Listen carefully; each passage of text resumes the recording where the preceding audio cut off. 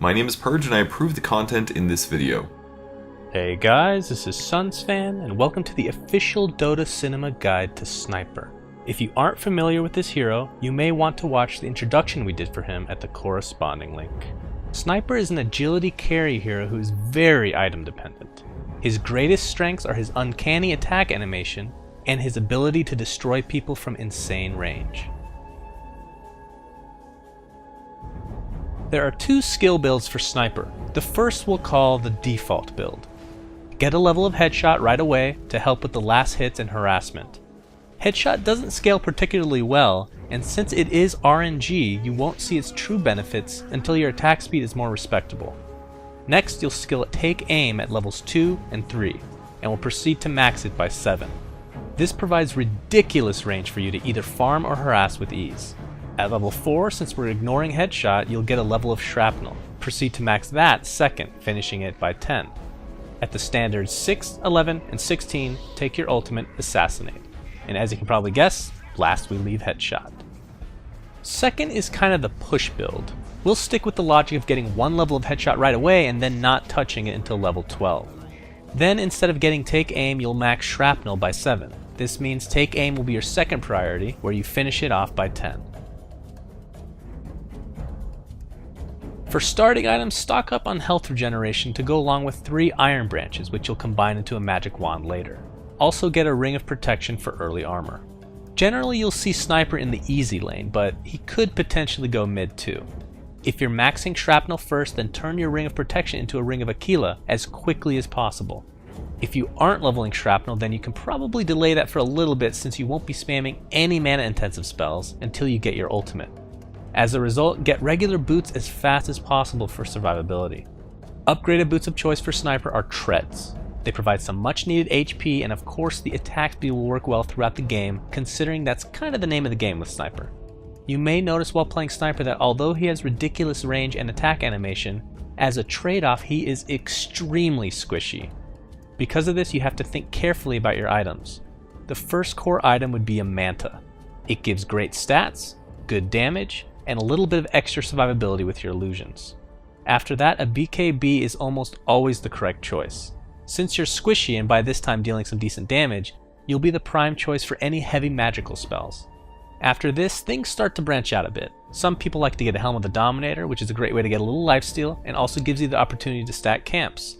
Plus, you could potentially turn that into a Satanic once you're looking for luxury items. If you're trying to outcarry an evasion hero, get an MKB. If you're looking for some physical survivability, then get Butterfly. A Daedalus is also an amazing DPS item which works really well with Manta illusions. Even items such as Mjolnir and Desolator have been known to be effective in certain games on Sniper. Also, a very expensive item which is great for stats and amazing for controlling melee heroes in teamfights is an Eye of Skadi, which also works on your Manta illusions. Lastly, I'd be remiss not to carefully mention a Shadow Blade. It's really not that good on Sniper, but sometimes survivability is very tough to come by early on. If you're gonna get it first or don't get it at all. Sniper is kind of a forgotten hero of sorts. He's a little bit boring, very squishy, and unfortunately one of the most item dependent heroes in the game. He definitely has quite a few drawbacks, but if used correctly, he can snowball out of control as one of the hardest carries in the game.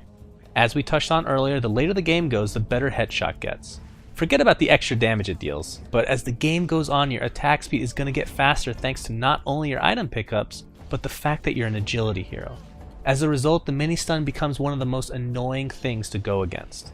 You know that annoying thing that happens every time you attack a hero in lane, where the creeps all come attack you in some limbo line of death?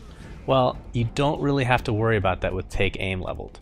It allows you to outrange both creep aggro and towers. Positioning in fights is very key late game though, so please do not take your extra range for granted. Shrapnel is a decent slow and DPSer for team fights, but is more useful for pushing.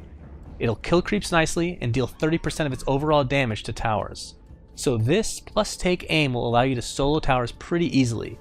That is until the enemies actually notice you and they come kill your squishy ass. Also, if you max this skill early enough, you can ask your teammates to stack camps for you, since it'll decimate them without trouble.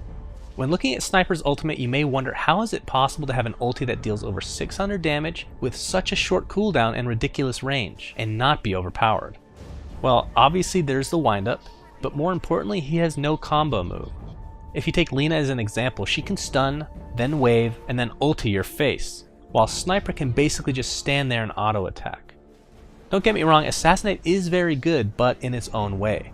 You typically use it to spam harass or after an engagement where you're just picking off a straggler. In some situations, you can use it at very long range to cancel a BKB unit who is channeling something very important.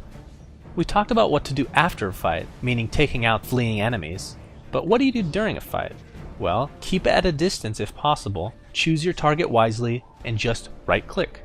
Obviously, if you can get solid shrapnel over the entire battlefield, then that'll help quite a bit, but the main thing is to just choose who you're going to be taking down first, whether it be that big-time initiator before he gets his ult off, or the squishy support who will go down fast.